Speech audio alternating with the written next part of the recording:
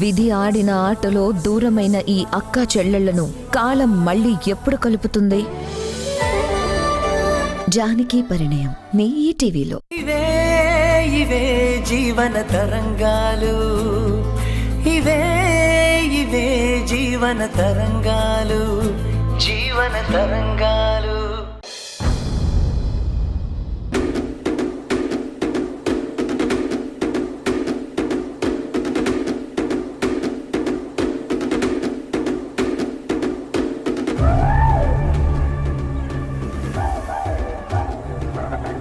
మీరు మా పెళ్లి చేశారు. మా అమ్మ వాళ్ళని ఒప్పించి మమ్మల్ని ఇక్కడే ఉంచాలని ప్రయత్నించారు.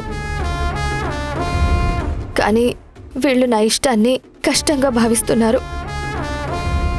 దయచేసి మమ్మల్ని ఇక్కడి నుంచి పంపించేయండి. తొందరపడద్దు కీర్తి, వాళ్ళే ఒప్పుకుంటారు. Just wait.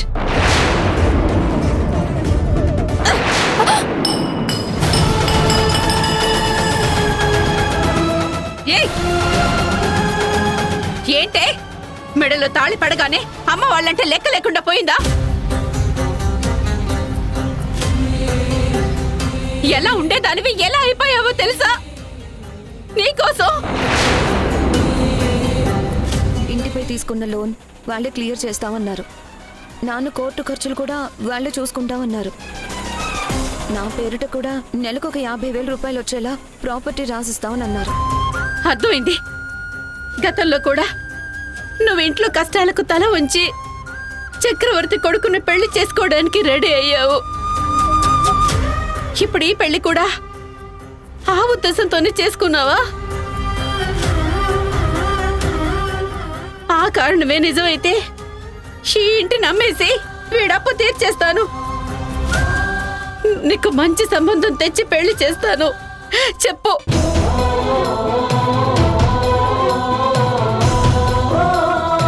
వీడిని పెళ్లి చేసుకుంటే అప్పులు మాఫీ అవుతాయన్న ఉద్దేశంతోనే కదా ఈ పెళ్లి చేసుకున్నావు. నీకు అలాంటి తప్పుడు సలహా ఇచ్చిన వాళ్ళు ఎవరో చెప్పు.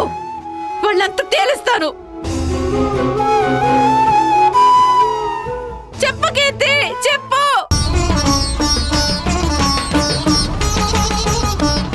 దేవుడా దేవుడా, కీర్తి నా గురించి నిజం చెప్పకుండా ఉండేలా చూడు. నన్ను నా బిడ్డని కాపాడు స్వామి. మా చేతకాంతనానికి నీ జీవితాన్ని ఎందుకు త్యాగం చేయాలని చూసావో కారణం చెప్పు. అమ్మా, ఈ పెళ్లి నా ఇష్ట ప్రకారమే జరిగిందని ఎన్నిసార్లు చెప్పాలి? నువ్వు అనుకున్న కారణాలు ఏవీ కావు.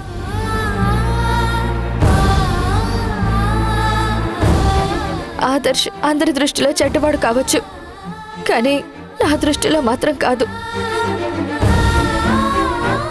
మా ఇద్దరి మధ్య జరిగిన గొడవల్లో నాకు తెలియకుండానే తన మీద ఇష్టం కలిగింది.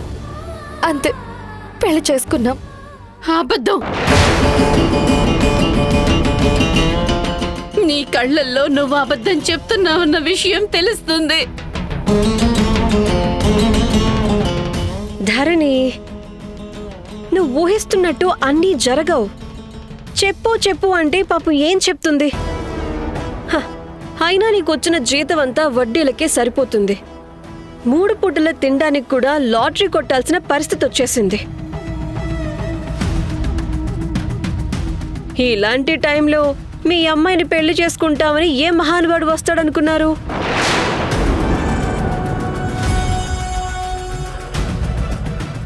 అయినా ఆదర్శ్ కంటే మంచివాణ్ణి మీరు కీర్తికి భర్తగా తీసుకురాలేరు. గంతకి తగ్గ బొంత అన్నట్టు దాని రాతలో ఎవరెవరు ఉన్నారో ఆ బ్రహ్మదేవుడు ముందే రాసిపెట్టుంటాడు. నువ్వెందుకు మధ్యలో వచ్చి దాన్ని నరకంలోకి తోసావు? నరకం అని నువ్వంటున్నావు. బృందావనం లాంటి ఆదర్శ్ వాళ్ళ ఇంటికి కోడలిగా పంపించాలని నేనంటున్నాను.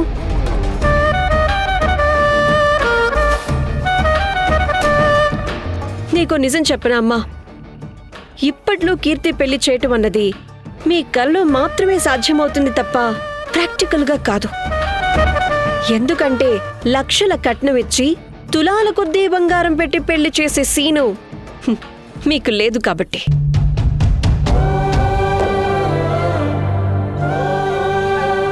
ఎలాగో ఎలాగో కీర్తి పెళ్లి బాధ్యత తీసుకున్నాను కాబట్టి 1కి 2 సార్లు వెనక ముందు బాగా ఆలోచించి కీర్తికి ఆదర్శ అయితేనే తన లైఫ్ బాగుంటుందని పెళ్లి జరిపించాను.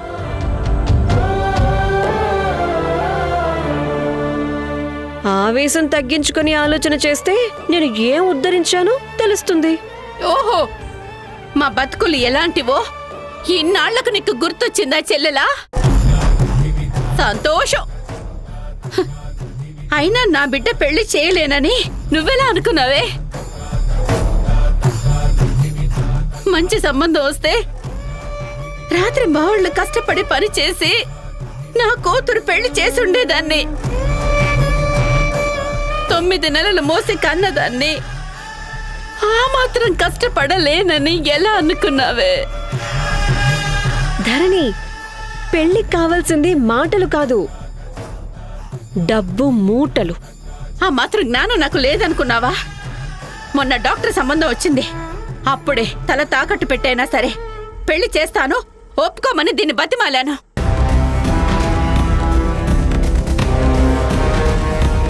కానీ మా కష్టాలు చూసి ఇది నా మాట వినలేదు. నెమ్మదిగా ఏదో ఒకలాగా నచ్చజెప్దాంలే అనుకునే లోపే నువ్వు పెళ్లి చేసి తీసుకొచ్చేసావు. నీ ఇష్టానికి నిర్ణయాలు తీసుకొని దీని గొంతు కోసావు. కీర్తి తల ఎత్తుకునేలా చేశానని నేనంటాను.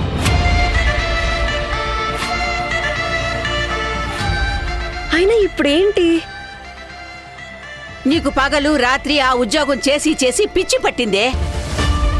నిన్నటిదాకా నిన్ను చూసి మేం ధైర్యం తెచ్చుకునేవాళ్ళం. ఇప్పుడు నీ గుండె ఇలా రాయిలా మారి మా మీదెందుకే పగ పట్టావు? మీ అక్క నీకేం ద్రోహం చేసిందనే దాని ఉసురు పోసుకుంటున్నావు. వదిన వాళ్ళ ఉసురు పోసుకోవడం మంచిది కాదు. వాళ్ళ కంట్లో దుమ్ము పడితే నీ కంట్లో కన్నీళ్ళొచ్చేవి కదా. అలాంటిది ఇంతమందిని బాధ పెట్టి నిర్ణయం ఎందుకు తీసుకున్నావు? సంజాయిషీలు చెప్పాల్సిన అవసరం నాకు లేదు కళ్యాణ్. అనుకున్నది చేస్తా, అనిపించిందే మాట్లాడతా. ఎందుకు ఏమిటి అని ఎంక్వైరీలు చేసే రైట్స్ ఈ ఇంట్లో ఎవ్వరికీ లేదు. నాకుంది.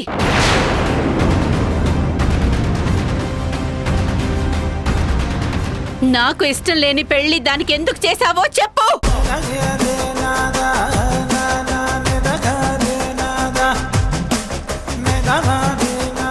వయసొచ్చిన కూతురికి పెళ్లి చెయ్యలేని నువ్వు, తండ్రి కాబోతున్న కొడుకుని వాడి కుటుంబాన్ని పోషిస్తున్న నువ్వు, 5 పదుల వయసొచ్చినా బాధ్యతను మొయ్యలేని భర్తను భరిస్తున్న నువ్వు, నన్ను నిలదీయటం.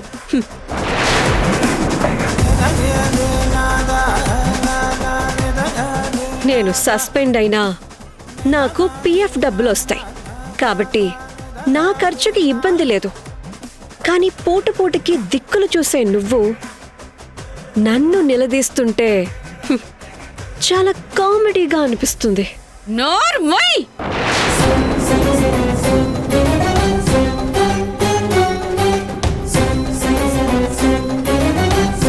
కళ్ళు నెత్తికెక్కి మాట్లాడితే చేతులతో సమాధానం చెప్పాల్సి వస్తుంది. జాగ్రత్త.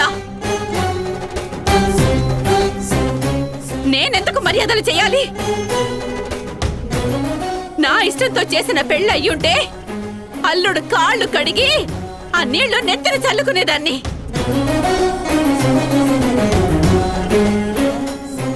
అంతేగాని ఇలాంటి వెధవని పెళ్లి చేసుకొని వస్తే ఎలాంటి మర్యాదలు చేయాలో నాకు బాగా తెలుసు. అయినా మేము తింటామో పస్తులుంటామో అది మా ఇష్టం. మేము ఆత్మాభిమానంతో ఒకరి దగ్గర దేహి అని చేయి చాచకుండా బ్రతుకుతున్న మనుషులమని నీకు తెలిసి కూడా ఇలా దెప్పి పొడవడం రాక్షసత్వం అనిపించుకుంటుంది. నీ తొక్కలో ఆత్మాభిమానం నీ కష్టాల్ని పోగొట్టిందా? నీ బ్యాంక్ బ్యాలెన్స్ ని పెంచిందా? లేదు కదా. దేనికి పనికిరాని దాన్ని పట్టుకుని వేలాడి నిన్ను చూస్తుంటే నవ్వు వస్తుంది. విలువలు, ఆత్మాభిమానాలు మనం పుస్తకాల్లో చదివేంత వరకే బావుంటాయి. కానీ నిజ జీవితంలో అవి పాటించాలంటే ఇదిగో నీలాగే జీవితాలు తగలడిపోతాయి.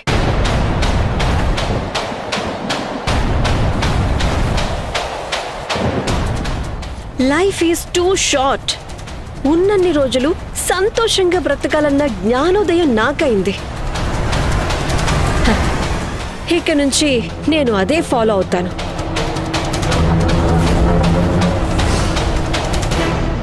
సారీ ఆదర్శ్, వీళ్ళకి మోటివేషన్ క్లాస్ తీసుకుని దాంట్లో పడి మీ జంటని నిర్లక్ష్యం చేశాను.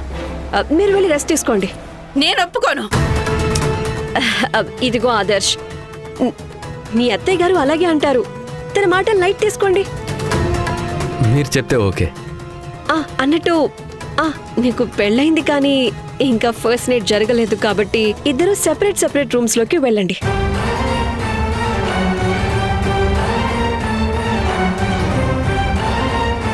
సాయంత్రం పెళ్లి భోజనంకి అరేంజ్ చేస్తాను, సరేనా? ఆ రూమ్.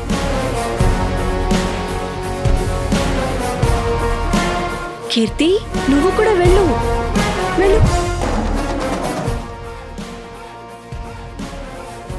ఏంటమ్మా ఇంత జరుగుతున్నా సైలెంట్గా ఉంటావేంటి? వాళ్ళని వెంటనే ఇన్ని నుంచి గంటాయి.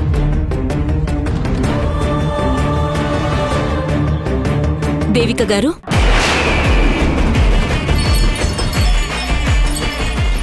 డాక్టర్ నాకు చెప్పకుండా ఇక్కడికి వచ్చిందేంటి? అరే డాక్టర్, కొంచెం జరుగు. మెసేజ్ చేయగానే వచ్చినందుకు చాలా థ్యాంక్స్. రండి రండి రండి రండి, కూర్చోండి. ఇప్పుడు తలనొప్పి ఎలా ఉంది? సంతోషం డాక్టర్.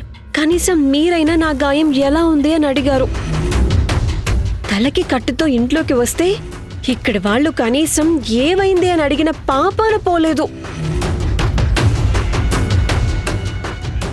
అయినా తలలేని వాళ్ళతో మాట్లాడుతుంటే నొప్పి ఎలా తగ్గుతుంది డాక్టర్? మీరు ట్రీట్మెంట్ చేయండి, తగ్గుతుందేమో చూస్తాను. ఓకే.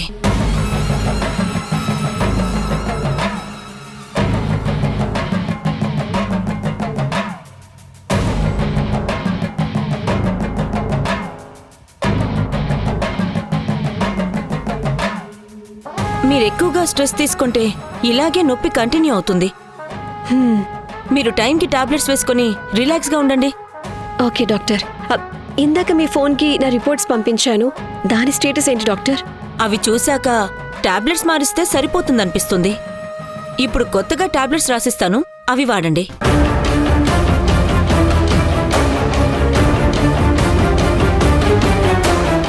తీసుకోండి. Thank you darling. Devika, if you don't mind ఈ టాబ్లెట్స్ కొంచెం తీసుకురావా? అలాగే. అలాగే కొత్త పెళ్లికొడుకు పెళ్లి కూతురికి కోకోనట్ వాటర్ తెచ్చివ్వు. నేను ఇక్కడే రెస్ట్ తీసుకుంటాను. దేవిక, నువ్వు ఇక్కడ రెస్ట్ తీసుకోవడం? ఇది కూడా నా ఇల్లే. మా అమ్మ కూడా ఇక్కడే ఉంటుంది కాబట్టి నేను కూడా ఇక్కడే ఉండొచ్చు. నువ్వేం ఫీల్ అవ్వద్దు.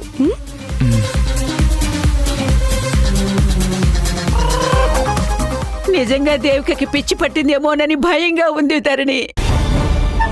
మన కీర్తి మనకు అన్యాయం చేసిందని బాధపడుతుంటే మన బ్రతుకుల్ని చులకన చేసి దేవిక మాట్లాడుతుంది. నాకు కూడా అదే అనిపించింది అత్తయ్య. తన ప్రవర్తన తీరు చూస్తుంటే నాకు కూడా తనకి పిచ్చి పట్టిందేమో అని భయమేస్తుంది. మీ భయంలో నిజముంది కళ్యాణ్ గారు. ఇందాక తనతో చెప్పలేదు కానీ తన రిపోర్ట్స్లో ట్రీట్మెంట్ సరిగ్గా ఫాలో అవ్వలేదని తేలింది. దాంతో బాగా డిప్రెషన్లోకి వెళ్ళిపోయింది. ఇప్పుడు తను ఏ టైంలో ఎలా బిహేవ్ చేస్తుందో తెలీదు. మోస్ట్ ఇంపార్టెంట్, తనని ఒంటరిగా ఉంచితే ఆ జబ్బు ముదిరి శాశ్వతంగా పిచ్చిదానిలాగా మారిపోయే ప్రమాదం ఉంది. తనని వీలైనంత వరకు ఒంటరిగా ఉంచకుండా నలుగురి మధ్యలో ఉండేలా చూసుకోండి. కళ్యాణ్ గారు, తన బాధ్యతంతా మీదే. వెళ్ళొస్తాను. వదిన గారు, ఇప్పుడే వస్తాను. టాబ్లెట్స్ తీసుకొస్తాను.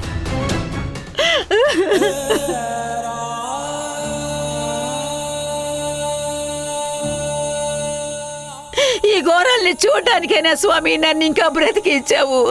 అమ్మా ఊరుకోమ్మా.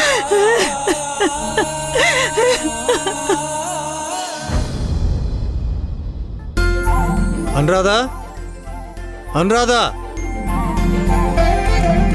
అనురాధా, రెడీ అయ్యావా? తొందరగా రా, మళ్ళీ వర్జం వచ్చేస్తుంది. వర్జంలో పెళ్లి చూపులకి వెళ్ళకూడదు.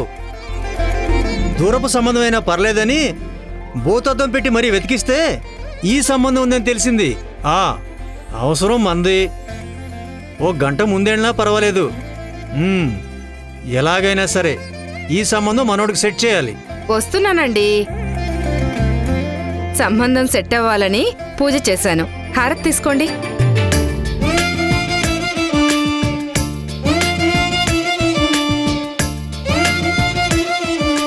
ఏమండి, విడ్డూరం కాకపోతే అబ్బాయి లేకుండా మన ఇద్దరమే వెళ్ళి అమ్మాయిని చూడడం ఏం బాగుంటుంది? వాడు వచ్చాకే అందరం కలిసి వెళ్దాం. ఇంకా అడగలేదేంటా అని అనుకున్నా. అడిగేశావు. వాడి గురించి నీకు తెలుసు కదా, అందుకే ముందు మనం వెళ్ళి సంబంధం ఓకే చేసుకుందాం. వాళ్ళ అబ్బాయి ఫోటో అడిగితే ఫోటో చూపిద్దాం. ఒకవేళ అబ్బాయి వాళ్ళకి నచ్చితే వాడితో కలిసి అప్పుడు వెళదాం. నీ ప్రశ్నలు ఆపి త్వరగా రా. Sir sir sir sir sir సీను, కుక్క ఏమైనా తరుముకొచ్చిందా? అంతలా పరిగెత్తుకొచ్చావు? కీర్తి ఆదర్శ్ సారు పెళ్లి చేసుకున్నారు.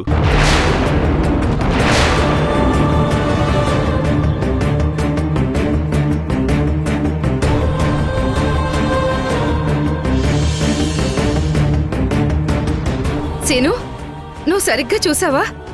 నిజమే చెప్తున్నావా? నా మీదొట్టు మేడం. ఆహా, నా కొడుకు కీర్తినే కోడలుగా తెస్తానన్న మాటని నిజం చేసుకున్నాడు. ఆదర్శ్, నువ్వు గ్రేట్ రా. ఏమండి చూసారా? ఇలా పూజ చేశానో లేదో, అలా దేవుడు నా కొడుక్కి పెళ్లి చేశాడు. చాలు స్వామి, చాలు. ఇంకా జీవితంలో నిన్నే కోరిక కోరను. కీర్తి వీడిని పెళ్లి చేసుకోవడం ఏంటి? కీర్తి లాంటి తెలుగుగల పిల్ల చదువు సంధ్య లేని నా కొడుకును పెళ్లి చేసుకుందంటే నాకు నమ్మబుద్ధి కావట్లేదు. సీను, నువ్వు చూసింది ఆదర్శనేనా? అవును సార్. ఒట్టేసి వాడెందుకు అబద్ధం చెప్తాడండి? అసలే వాడు నమ్మకానికి అమ్మలాంటి వాడు. అబద్ధం చెప్పడు, నిజమే చెప్తాడు. ముందు ఆదర్శ్కి ఫోన్ చేసి ఎక్కడున్నాడో కనుక్కోండి. నేను దిష్టి తీయడానికి ఎర్రనీళ్ళు రెడీ చేసి తీసుకొస్తాను.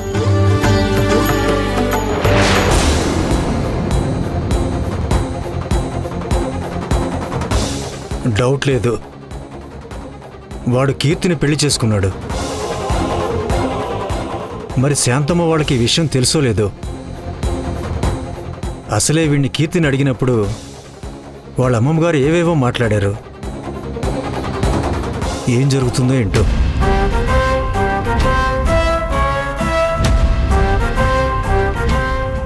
ఇంతకీ వీడు ఆ అమ్మాయిని ఆఫీస్కి తీసుకువెళ్తాడా, గెస్ట్ హౌస్కి తీసుకువెళ్తాడా?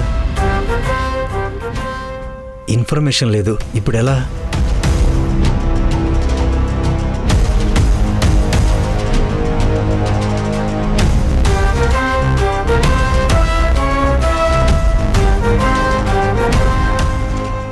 ఫోన్ కూడా కనెక్ట్ అవ్వట్లేదు. సరే, నేనే వెళ్ళి ఆఫీస్లో చూస్తా. అనురాధా, నేను ఆఫీస్కి వెళ్తున్నా. డాక్టర్, ఏంటి డబుల్ గేమ్ ఆడుతున్నావా? అది కాదండి. శ్ష్! నాకు చెప్పకుండా వచ్చావు ఏంటి? డబుల్ గేమ్ ఆడుతున్నావా? అదేం లేదండి.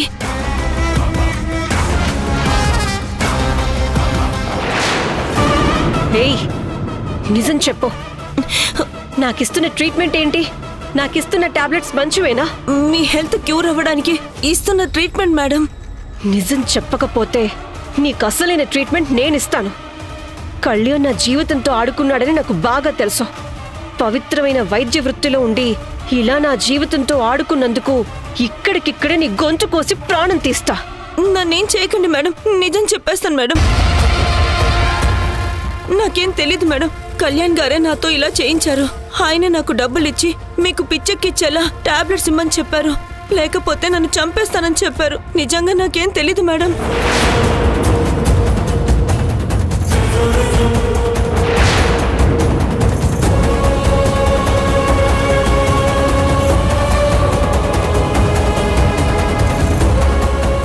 మీరు 100% హెల్తీగా ఉన్నారు మేడం.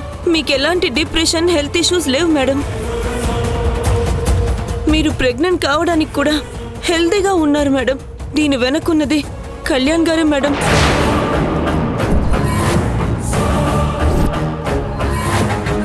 కళ్యాణ్ గారే దగ్గరుండి ఫేక్ రిపోర్ట్స్ తయారు చేయించి మిమ్మల్ని, మీ వాళ్ళని నమ్మేలా చేశారు మేడం. అంటే నాకు పిచ్చి పట్టిందని అందర్నీ నమ్మించి నా జీవితంతో ఆడుకున్నారు కదా. మరి టాబ్లెట్ సంగతి ఏంటి? సారీ మేడం, అవి మీకు డిప్రెషన్ తగ్గడానికి కాదు, అవి పెరగడానికి ఇచ్చిన హెవీ డోస్ ఉన్న టాబ్లెట్స్ మేడం.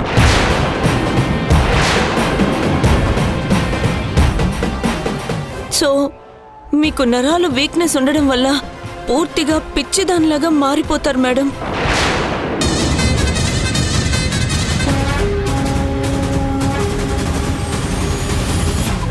నువ్వు ఒక ఆడదానివే కదా, ఇలా సాటి ఆడదానికి ద్రోహం చేయాలని ఎలా అనిపించింది?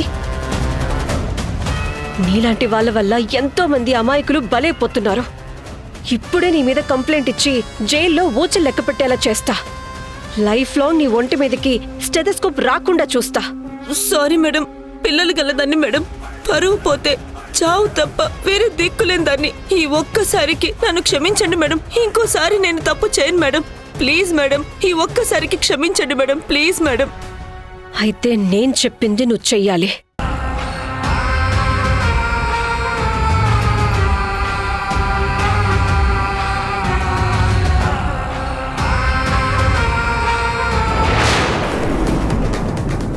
నేను మీ మనిషినండి. మీ ఉప్పు తిన్నాను, మీకు ద్రోహం చేయలేను. నన్ను నమ్మండి. దేవిక గారు చెప్పినట్టు నేను కళ్యాణ్ మనిషిగా ఉండి ఆవిడ కోసం పని చెయ్యాలి. అప్పుడే నేను చేసిన పాపానికి ప్రాయశ్చిత్తం చేసుకున్నట్టవుతుంది.